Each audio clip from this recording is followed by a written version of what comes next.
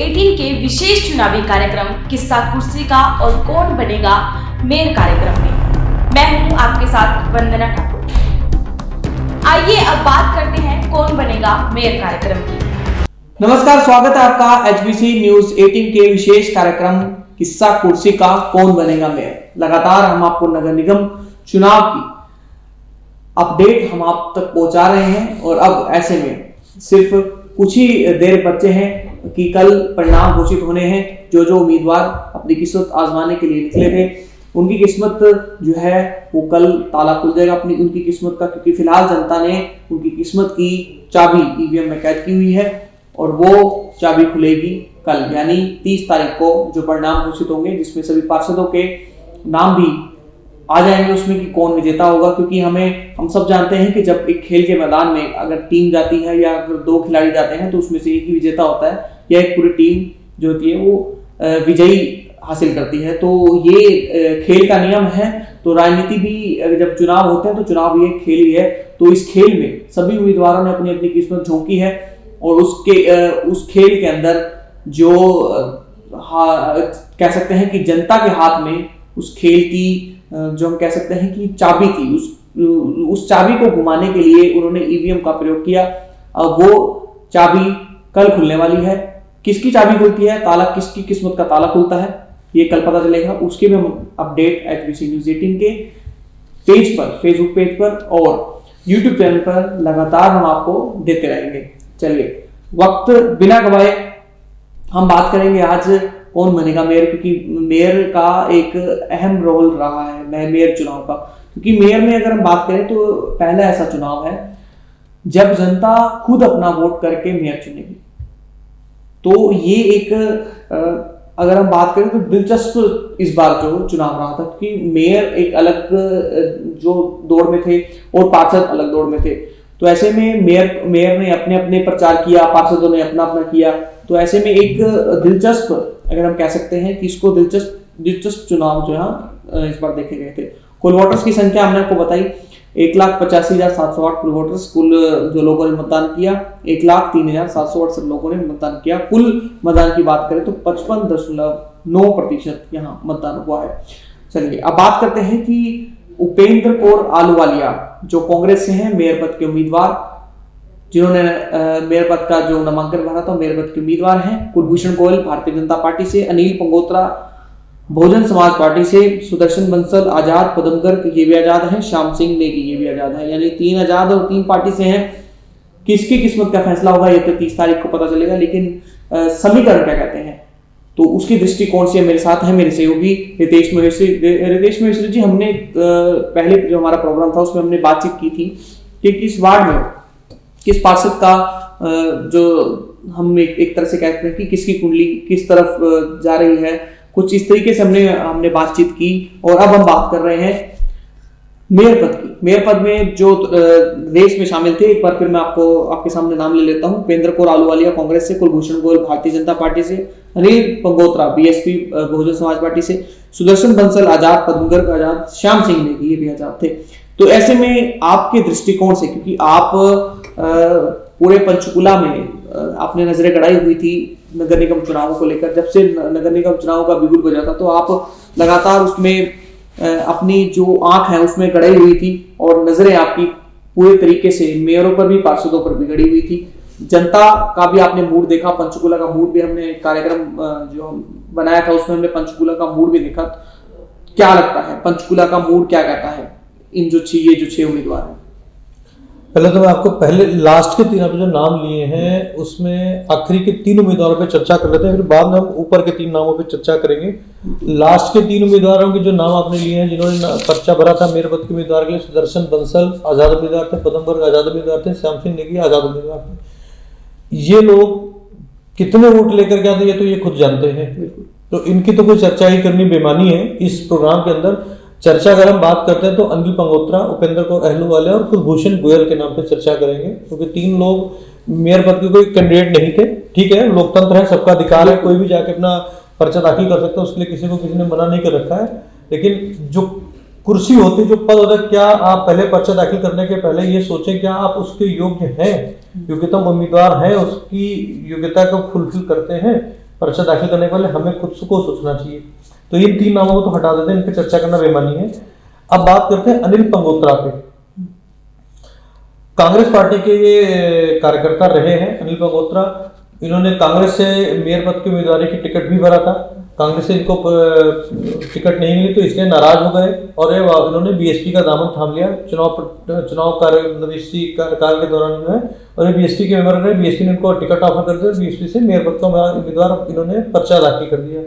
तो अनिल पंगोत्रा की स्थिति जो है वो ये है। अब ये कितना कांग्रेस की टिकट वोट को काट सकते हैं, जीतने की स्थिति में उम्मीदवार ये नहीं है, जितने कितने वोट कांग्रेस के काट सकते हैं ये इनके ऊपर डिपेंड करेगा कि कांग्रेस को कितना डेंट दे सकते हैं। अनिल पंगोत्रा की स्थिति हो गई है, आपको बता दी मैंने। अब बात आ जाती है जो मुख्य कड़ा मुकाबला वो कांग्रेस की उम्मीदवार उपेंद्र कौर अहलूवालिया और भारतीय जनता पार्टी के उम्मीदवार कुलभूषण गोयल के बीच में है। पहले मैं बता दूं, भारतीय जनता पार्टी से लगभग 15 के आसपास लोगों ने अप्लाई किया था मेयर पद के उम्मीदवार के, और लगभग इतने ही लोगों ने 14 या 15 लोगों ने कांग्रेस से अप्लाई किया था, अपना मेयर पद का उम्मीदवार लड़ने में इच्छा जताई थी। कुछ लोग रिलेवेंट कैंडिडेट थे भी मेयर पद के, लेकिन चूंकि कुर्सी एक होती है, टिकट सिर्फ एक को ही दी जा सकती, सबको टिकट नहीं दी जा सकती, तो पार्टी क्या करती है कि किसी एक को टिकट देती है, बाकी लोगों को कहीं ना कहीं दूसरी जगहों पे एडजस्ट करती है, किसी को पार्षद की टिकट देती है या किसी को किसी और जगह पे एडजस्ट करती है। इस तरीके से मेयर पद के चुनाव के दौरान ही हम आपको एक बड़ी घटना हुई थी जिसमें मतलब मेयर पद का चुनाव कांग्रेस की प्रदेश प्रवक्ता थी रंजीता मेहता जो राजस्थान की प्रभारी भी थी, उनको टिकट नहीं मिली मेयर पद, तो नाराज हुए कांग्रेस से और उन्होंने भारतीय जनता पार्टी ज्वाइन की थी। जो हरियाणा के मुख्यमंत्री आए थे उनके सामने उन्होंने पार्टी की सदस्यता ज्वाइन की थी भारतीय जनता पार्टी की। तो ये चीजें होना सामान्य सी बात है, हर चुनाव में होता है। जिसको टिकट नहीं मिलती वो अपना अविश्वास जताता है और दूसरी पार्टी में चला जाता है। क्योंकि अब जैसे आपने चर्चा की कि रंजीता मेहता का नाम आपने कहा कि जो पार्टी छोड़कर भारतीय जनता पार्टी में शामिल हुई थी, प्रदेश प्रवक्ता है, तेज तर्रार महिला है, क्या लगता है कुछ फर्क पड़ेगा इनका वहां भाग जाने से? नहीं, ऐसा कोई फर्क नहीं पड़ता। हमने पहले भी अपने प्रोग्राम में बताया था कि आज के वोटर इतना समझदार हो चुका है कि किसी भी आदमी के इधर से उधर जाने से किसी को कोई फर्क नहीं पड़ता। वोटर जब वोट करने निकलता है तो पहले माइंड में बना के, कुछ तो परंपरागत वोटर होते हैं जिनके लिए उम्मीदवार माने नहीं रखता, उनके लिए सिर्फ पार्टी माने रखती है। जो परंपरागत वोटर वो कहीं नहीं जाते, वो कहीं खिसकेंगे नहीं।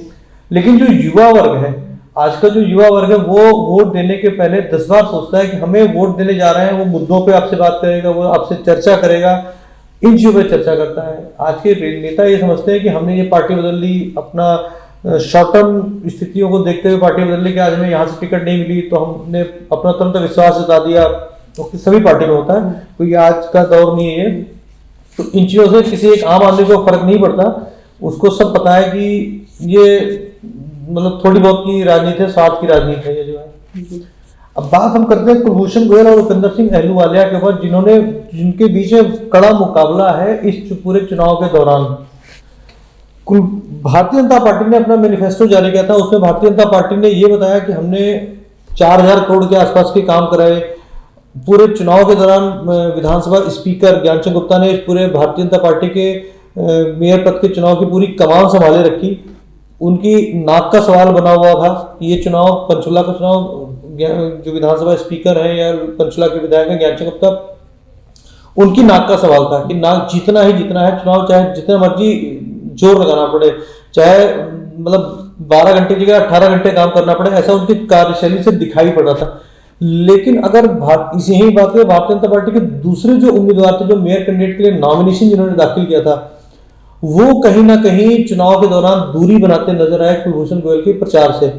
आए जरूर, जिस दिन सीएम साहब की मतलब सीएम मुख्यमंत्री मनोहर खट्टर की सभा थी, उस दिन सारे मतलब वहां पे जितने भी मेयर पद के उम्मीदवारों के नाम थे लिए जा सकते हैं, वो सारे लोग वहां मौजूद थे। लेकिन चुनाव प्रचार के दौरान अगर देखा जाए तो जिस तरीके से चुनाव प्रचार ज्ञानचंद गुप्ता ने किया, उस तरीके का चुनाव प्रचार किसी भी कार्यकर्ता ने नहीं किया जो मेयर पद के उम्मीदवार थे। बल्कि कुछ लोग तो ऐसे भी थे जो चुनाव की तारीख, मतदान की तारीख के कुछ दिन पहले भूमिगत हो गए। मैं हम नाम नहीं ले सकते किसी का भी, ये तो भारतीय जनता पार्टी को अपना रिव्यू करना चाहिए कि ऐसा हुआ तो है तो क्यों हुआ। भूमिगत भी हो गए, वो बहाना कोई भी हो सकता है उनके पास में कि हम मेरा बिजनेस हो गया, मेरा ये हो गया, मेरा वो हो गया, बट वो भूमिगत है तो कहीं ना कहीं जो उसका असर चुनाव पे आएगा ही आएगा। अब बात उपेंद्र कौर अहलूवालिया के प्रचार पे कर लेते हैं। चुनाव प्रचार के दौरान पूरी ताकत कांग्रेस ने भी नहीं उतारी। चुनाव प्रचार की सारी कमान कांग्रेस के पूर्व उप मुख्यमंत्री चंद्रमोहन के हाथों में कमान रही। कांग्रेस जैसे पहले भी टुकड़ों टुकड़ों में बटी नजर आई थी चुनाव प्रचार के लिए, तो जो ताकत से कांग्रेस को चुनाव लड़ना चाहिए था उस ताकत से कांग्रेस भी चुनाव प्रचार में नहीं उतर पाई। हालांकि अंतिम दिन जरूर जो इनके रणदीप सिंह सुरजेवाला है वो आए प्रचार करने के लिए, वो अंतिम समय पे आए। हो सकता है वो इसी से है कि इधर से मनोहर खट्टर ने एक जो है चुनावी सभा करके शॉट मारा था और रंजीता मेहता को इधर शामिल किया था, उसका भी असर हो सकता है। हम ये कह सकते हैं कि रणदीप सिंह सुरजेवाला प्रचार करने के लिए उतरे मैदान में, लेकिन वो अंतिम समय पे आए। अगर वही चुनाव प्रचार 2-3 दिन पहले कर देते तो हो सकता है उसका असर कुछ और पड़ता।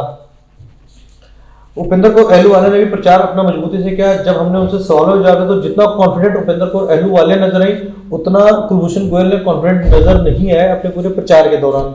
आपको लगता नहीं कि कुलभूषण गोयल की जो मीडिया में कोई इतना चेहरा उनका दिखा नहीं जितना उपेंद्र कौर अहलूवालिया का नजर आ रहा था?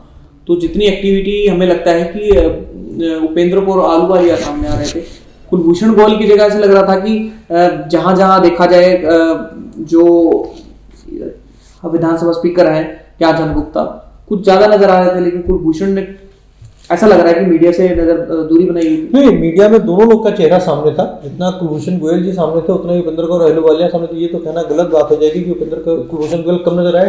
हाँ, मतलब मीडिया के सवालों से बचते नजर आए। मतलब जितना बेफिक्र होकर के उपेंद्र कौर अहलूवालिया ने जवाब दिया, मीडिया के सवालों के जवाब दिए, उस फ्रिक्वेंटली तरीके से कुलभूषण गोयल ने मीडिया के सवालों के जवाब नहीं दिए। अब उसके पीछे क्या कारण था, या उनको पीछे पार्टी की तरफ से बोला गया था कि आपको मीडिया से बच के रहना है, या जो भी कारण हो हम उस पर चर्चा नहीं कर सकते इस वक्त जो है। बट कुलभूषण गोयल जी अपना मीडिया से बचते नजर आए।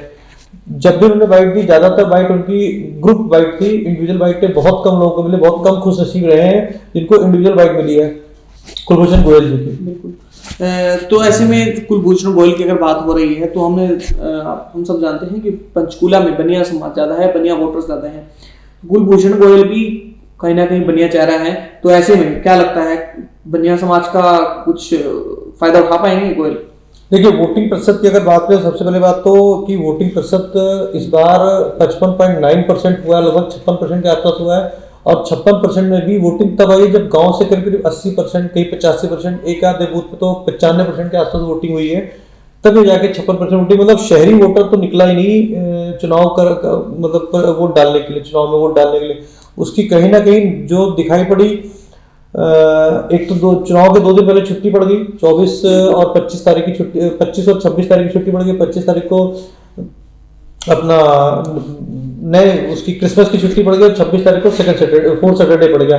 तो उसका असर भी चुनाव के ऊपर पड़ गया, वोटिंग के ऊपर पड़ गया। जो ये माना जा सकता है कि वो असर कहीं ना कहीं चुनाव दोनों उम्मीदवारों के ऊपर, खाली ये कहा जाए कुलभूषण गोयल पर पड़ा, ऐसा नहीं है। वो सभी चाहे 20 पार्षद हो या मेयर पद के कैंडिडेट हो, सबके ऊपर असर पड़ा उस छुट्टियों का असर। कुछ कोरोना इम्पैक्ट भी रहा कि कोरोना के कारण कुछ लोग घर से नहीं निकले, कि डर था कोरोना का कि कहीं हम जाएंगे भीड़ में, जबकि इलेक्शन कमीशन ने पूरी तैयारी रखी हुई थी। वहां पे हमने दिखाया भी था अपनी कवरेज के अंदर की कोरोना से संबंधित मास्क भी वहां पे मौजूद था और हैंड ग्लव्स भी मौजूद थे, सैनिटाइजेशन भी हो रहा था। हम लोग बराबर दिखा रहे थे हर बूथ के ऊपर जाकर के कि कोरोना से डरने की जरूरत नहीं है, आप चुनाव के लिए आए, वोटिंग के लिए आए। क्योंकि आज अगर आप वोट नहीं करेंगे तो कल के दिन आप शिकायत कैसे कर सकते हैं। अब बात आपने की कि बनिया समाज की वोटों की, कुलभूषण जी बनिया समाज के वोट को लाने में कितना कामयाब हुए हैं ये तो अभी से नहीं हम चर्चा करेंगे इसके ऊपर। पंचकुला का वोटिंग अगर प्रतिशत बात तो बनिया समाज के साथ साथ पंजाबी वोटर भी होता है और ब्राह्मण वोटर भी तय करता है कौन सा उम्मीदवार को कितनी परसेंटेज मिलेगी। बनिया वोटर, पंजाबी वोटर और ब्राह्मण वोटर तीनों जब मिलकर के जब आते हैं तब जो है सीट निकलती है। ठीक है, बनिया वोटर ज्यादा है। कुलभूषण गोयल जी को बनिया समाज से काफी सारी संस्थाओं से जुड़े हुए हैं और अग्रवाल समाज के प्रमुख चेहरा है, तो बनिया समाज और के वोटों के मिलने की उम्मीद है।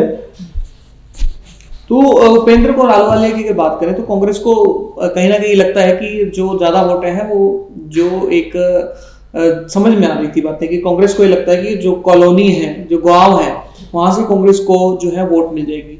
तो हमने ये भी देखा है कि गांव में वोट प्रतिशत सबसे ज्यादा रहा है। तो ऐसे में क्या लगता है कि ये उनका भ्रम है या हो सकता है, कुछ लगता है आपको कि ऊपर नीचे कुछ समीकरण क्या कहते हैं? देखिए, दो चीजें हैं। एक तो पहले भाजपा और जसपा का गठबंधन था।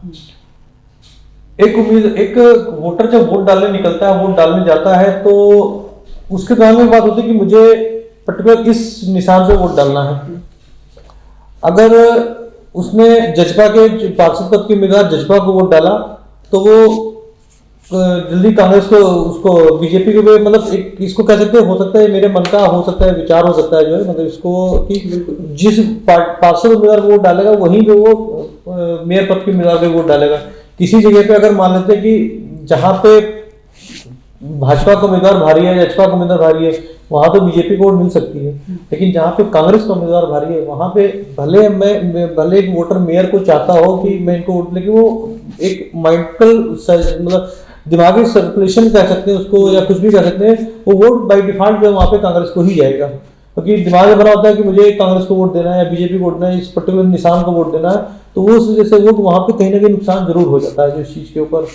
देखिए, पीछे भारतीय जनता पार्टी के लिए हमारे हरियाणा मुख्यमंत्री मनोहर खट्टर पहुंचे थे और कांग्रेस की तरफ से रणदीप सुरजेवाला भी पहुंचे थे। तो क्या लगता है कि ये जो दो बड़े दिग्गज चेहरे हैं, कितना असर पड़ेगा? देखिए, चुनाव प्रचार में स्टार प्रचारक सारी पार्टियां उतारती हैं। अभी उसके पहले जब इसके पहले ही नगर निगम में हैदराबाद में चुनाव हुए थे, तो वहां के चुनाव प्रचार में उत्तर प्रदेश के सीएम योगी आदित्यनाथ तक प्रचार करने पहुंचे थे। तो यहाँ तो सिर्फ हरियाणा का ही चुनाव था, हरियाणा के मुख्यमंत्री ही आए थे, और रणदीप सुरजेवाला तो उनका गढ़ है, हरियाणा के निवासी दोनों हरियाणा के, तो उनके लिए प्रचार करना कोई ऐसी बात नहीं है, स्टार प्रचारक थे। लेकिन जो लोकल नेता है, जिनके चेहरे को देख के लोग वोट करने निकलते हैं, दोनों ही पार्टियों के नेता चुनाव प्रचार से नदारत थे। हो सकता है कि वो कहीं कहीं पे बीजेपी के भी, कहीं पे कांग्रेस के भी नेता चुनाव प्रचार के लिए आए, जरूर स्टेज में मन साझा हुआ, लेकिन जो ताकत लगानी चाहिए चुनाव प्रचार का करने के लिए, वो नजर नहीं आई, ना बीजेपी में भी ना कांग्रेस में भी। तो अब जो नाराज हैं, जिन्होंने नामांकन, जिन्होंने अपने नाम दिए थे उम्मीदवारी के लिए और मान लो टिकट नहीं मिली, जैसे रंजीता मेहता, तो उन्होंने तो पार्टी छोड़ दी, तो ऐसे में जो नाराज हैं उनके लिए क्या लगता है आपको, पार्टी क्या करेगी आगे? पार्टी का अपना फैसला होता है, उसमें हम लोग कुछ चर्चा नहीं कर सकते। जब वो कुछ उसके ऊपर जब वो करेंगे तब हमारे चर्चा का विषय बनेगा कि पार्टी ने इनके ऊपर क्या एक्शन लिया या क्या किया, क्या नहीं। पार्टी को सब पता होता है कि कौन सा बंदा काम कर रहा है, कौन सा हमारा नेता काम नहीं कर रहा है। तो इस कार्यक्रम का अंत करते हैं। उस कार्यक्रम का अंत करने से पहले इस मुद्दे पर हम बात कर रहे थे, आखिर के दो शब्द क्या रहेंगे आपके? हर एक इस वक्त पंचकुला के वोटर की निगाह, पंचकुला के लोगों की निगाह मेयर पद की सीट के ऊपर लगी हुई है। मेयर पद की सीट पे बहुत कड़ा मुकाबला है, बहुत ही निकटतम मुकाबला है दोनों पार्टियों के बीच में, बीजेपी के उम्मीदवार के बीच में भी और कांग्रेस के उम्मीदवार के बीच में भी। बीजेपी को जहां अगर बात की जाए शहर से वोटिंग उम्मीद की होती है कि शहर से वोट होंगे, तो बीजेपी को जीतने की उम्मीद होती है। शहर से वोटिंग नहीं हुई है। बनिया समाज के कितने वोट निकल के सामने आए हैं उस पर डिपेंड करेगा। कुलभूषण गोयल जी की जीत का दारोमदार सारा कुछ डिपेंड करेगा शहर से। गांव से अगर बात करें, जो एरिया गांव वाला पड़ जाता है, 23, 24, 25, 26, खटौली, रामगढ़, वहां पे कहीं ना कहीं बीजेपी मतलब को वोट नहीं मिलते नजर आए हैं। वहां पे वोट कांग्रेस के हिस्से में ही गए हैं, तो उस एरिया से कांग्रेस मजबूत हो निकल के आई है। और शहर से जो वोट मिले हैं, शहर से कांग्रेस को भी वोट मिले हैं, बीजेपी को वोट मिले हैं। तो जो हमारा जो सर्वे कहता है, एग्जिट पोल कहता है, वो ये कहता है कि जो मेयर पद की सीट है वो कांग्रेस के खाते में नजर आ रही है। लेकिन हार जीत का मुकाबला, तो अंतिम परिणाम तो हम घोषणा नहीं करें किसी चीज के ऊपर भी, ये फैसला कल ही होगा। लेकिन जो भी मार्जिन होगा वो 5,000 या 10,000 के बीच के आसपास का ही मार्जिन है, चाहे ये जीते या वो जीते। लेकिन हमारे सर्वे के हिसाब से जो मेयर की सीट जाती नजर आ रही है वो कांग्रेस की तरफ जाती नजर आ रही है। उसको सरकार का एंटी भी कह सकते हैं, कांग्रेस किसानों का बिल, किसानों की नाराजगी भी कह सकते हैं। कुछ लोगों के लोकल मुद्दे भी रहे हैं, वो भी नाराजगी लोगों की थी। तो ये है। तो चर्चा का अंत करते हैं इन दो शब्दों के साथ। और आपको बता दें कि पंचकुला नगर निगम चुनाव के जो नतीजे हैं, मतगणना कल होनी है, कल नतीजे आने हैं। किस उम्मीदवार की किस्मत खुलती है कल, मेयर पद की भी और पार्षद पद की भी, कौन पार्षद बनता है, कौन मेयर बनता है, इसकी किस्मत का फैसला कल 30 तारीख को होगा। और आप HBC न्यूज़ 18 पर लगातार अपडेट आपको हम देते रहेंगे कि कौन पार्षद बन रहा है, कौन जो है मेयर पद की रेस में आगे चल रहा है। चलिए, तो इसी के साथ हम चर्चा का अंत करते हैं। HBC न्यूज़ 18 के साथ आप बने रहें, क्योंकि हम आप तक सबसे पहले अपडेट पहुंचाते हैं। आपने देखा नगर निगम पंचकुला में मेयर पद के लिए हुए चुनाव मतदान का विश्लेषण। तमाम अपडेट्स के लिए बने रहें HBC न्यूज़ 18 के साथ।